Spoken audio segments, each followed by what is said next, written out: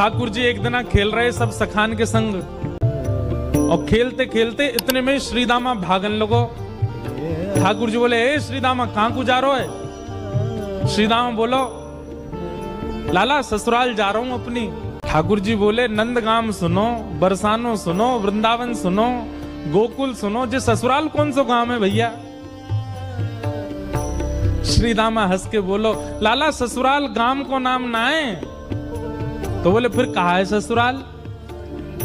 बोले, जब ब्याह है जाए ना तो अपनो घर तो पीहर है और पत्नी को घर जो है क्या वो ससुराल है। ठाकुर जी बोले, जे पत्नी कौन होवे?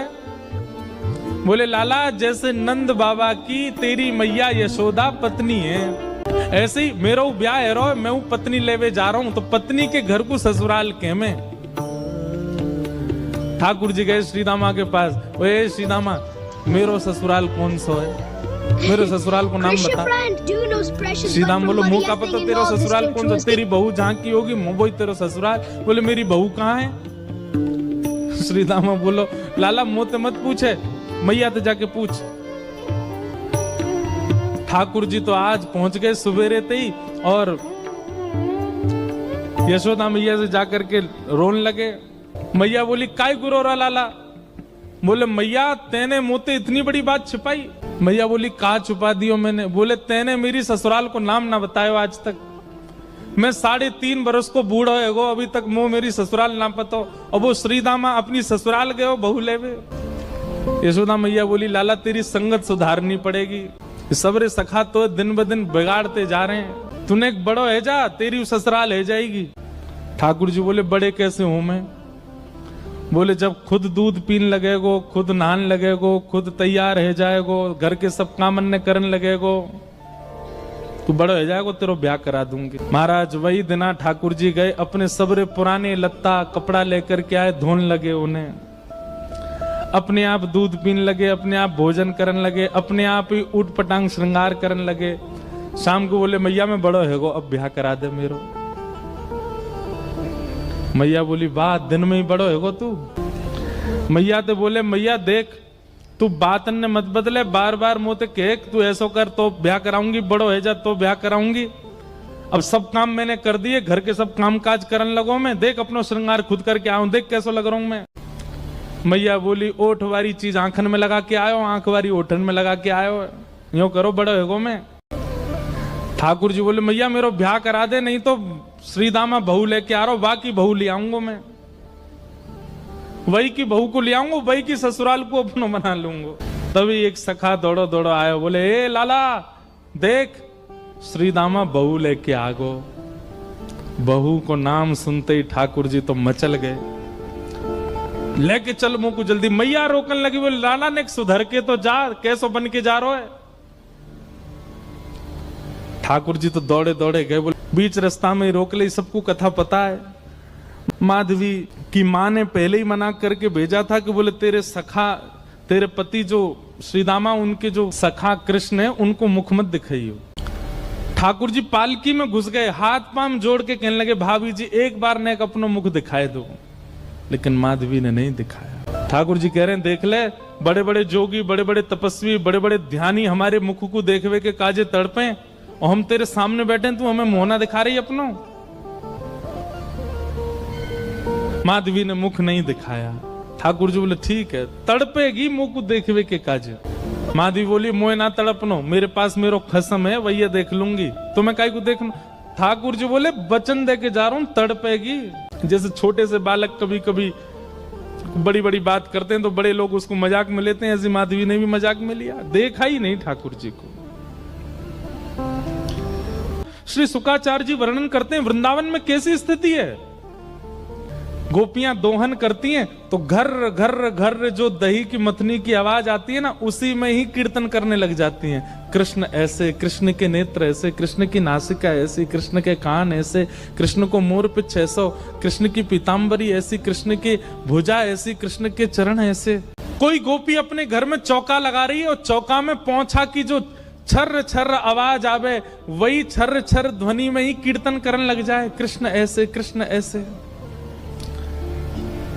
हसितम मधुरम, चलितम मधुरम, वमितम मधुरम, मधुराधिपते अखिलम मधुरम।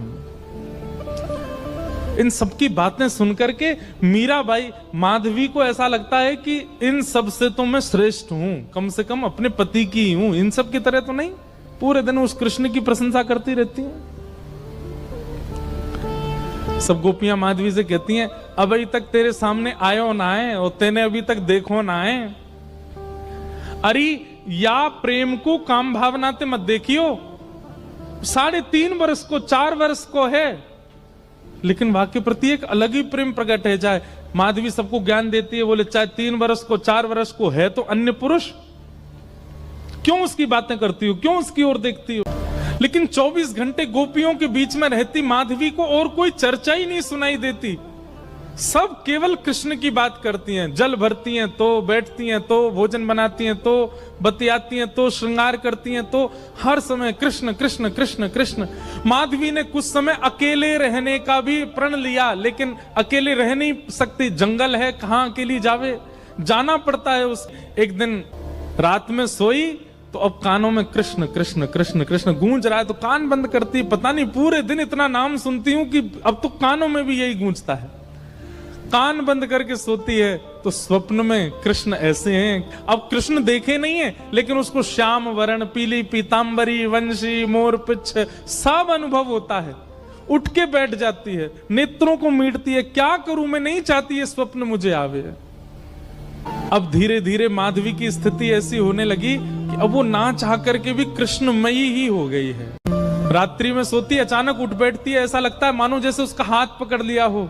स्थिति ऐसी हो गई कि आधी रात और माधवी को ऐसा लगता है कि भोर हो गई, और तुरंत उठ करके जल्दी जल्दी वस्त्र धारण करती है, मटका उठाती है और दौड़ करके जाती है। अरे विलंब है गयो, इतनी देर है गई, मैं अभी तक उठी नहीं, जबकि है आधी रात।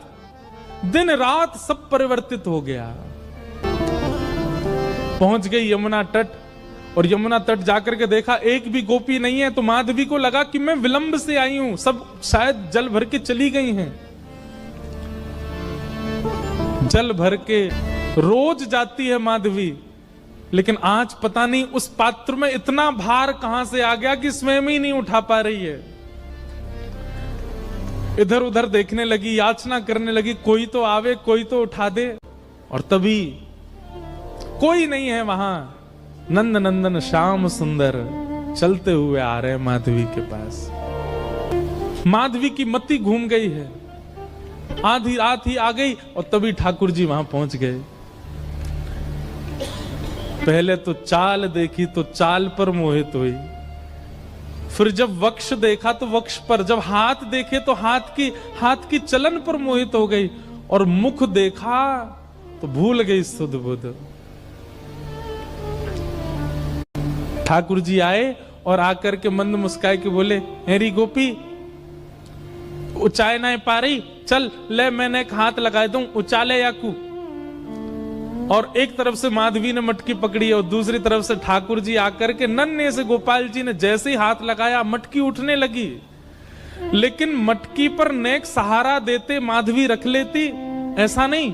ठाकुर जी मटकी उछा के, जैसे जैसे मटकी उछ रही है वैसे वैसे ठाकुर जी लंबे होते जा रहे हैं, और बिल्कुल माधवी के नेत्रन के सामने आकर के खड़े है गए। कटाक्ष नेत्रों के सामने कोई गोपी टिक नहीं पाती, और माधवी को ठाकुर जी प्रत्यक्ष देख रहे हैं, सामने खड़े हैं कि। और वो एक क्षण के लिए जो रूप माधुरी का दर्शन हुआ, वो दर्शन देकर के ठाकुर जी खिलखिल करते हुए भाग गए वहां से। अब माधवी चाहती है कि पीछे भागे, लेकिन पैर स्तब्ध हो गए। माधवी चाहती है कि चिल्लाए कि रुक जाओ, पर बोल नहीं पा रही है।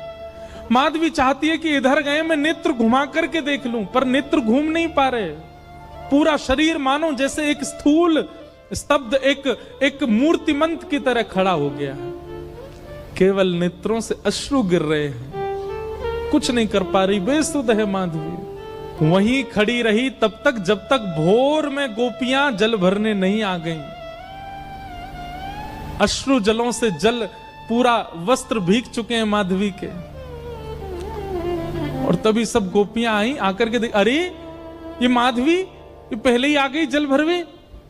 सब ने जाकर के हिलाया स्पर्श के बाद भी माधवी हिल नहीं पा रही है, बस नेत्र लाल पड़े हैं, अपलक नेत्र हैं और नेत्रों से केवल अश्रु गिर रहे हैं। बोलना चाहती है, कहना चाहती है, चिल्लाना चाहती है, किसी को पकड़ना चाहती है, पर कुछ नहीं कर पा रही है। तब एक गोपी गई और जमुना जल लेकर के जैसे ही माधवी के मुख पे छिड़को, माधवी तुरंत सचल जैसी हो गई और धड़ाम से मूर्छित होकर गिरी। गोपियां सब उसके चरण मसलने लगी, हाथ पकड़ने लगी, सिर सहलाने लगी और जैसे होश में आई, होश में आती बस रो रही है और पूछ रही है वो कहां है, मोहिनी मूरत सांवली सूरत, वो कहां है।